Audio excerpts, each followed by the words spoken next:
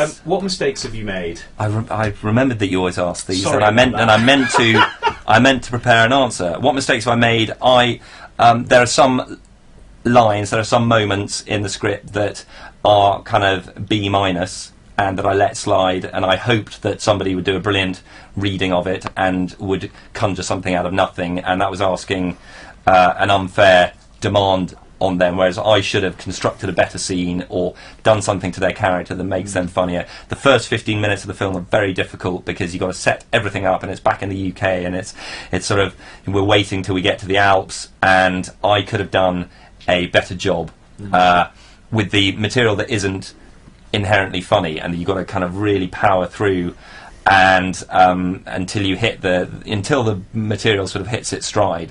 So again, I've done a blog on this. You've got to write the best script you can, and if you don't, then you've only got yourself to blame. I was on set one time in Garmisch in Bavaria, and they were doing a scene, and there was, I kind of quite liked bits of it, but there was just one line, and it was meant, and the beat of the scene said this was going to be the funny line of the scene, and it just wasn't funny, and I was sitting there thinking, God, is that the best I could have done? I guess the solution to that is rewriting, just non-stop, and getting ideas from everybody. If your mum says, "Oh, he should say that," there, don't be too proud. Put it in the script. Get your friends to read it.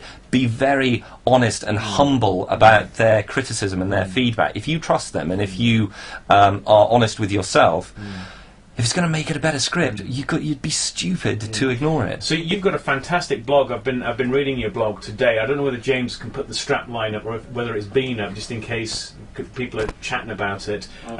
It's a great resource for writers, just to kind of get an even greater depth of what you've been experiencing in Chalet Girl. But it's intermittent, I should say, and I should do more. But that nicely kind of leads into the final question, which is a very simple one. What advice would you offer? A single piece of advice would you offer a new writer, a filmmaker, somebody involved in the creative industries? It can be life advice, writing advice, film, anything. Just one piece of advice.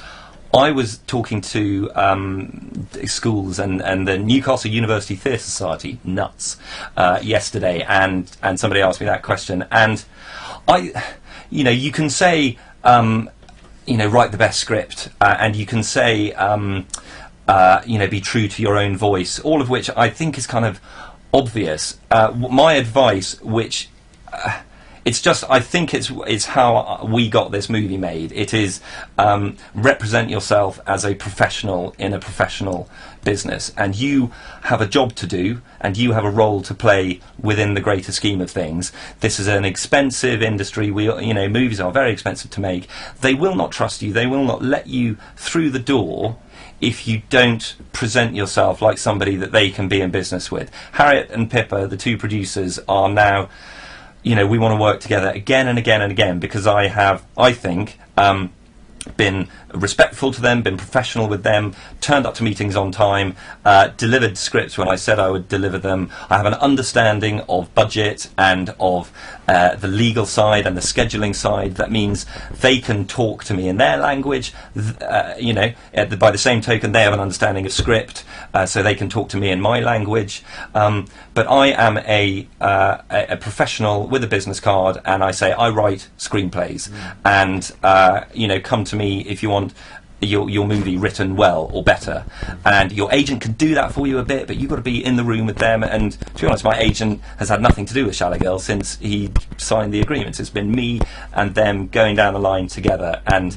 I don't think that would have worked if I kicked up a hissy fit or burst into tears every time they gave me a note that I disagreed with. You've got to soak it up, be a grown-up about it, and be a business partner with them. I mean, that's not the most inspiring message, but it's something you have to do. Otherwise, you won't. You're a professional. You need a career.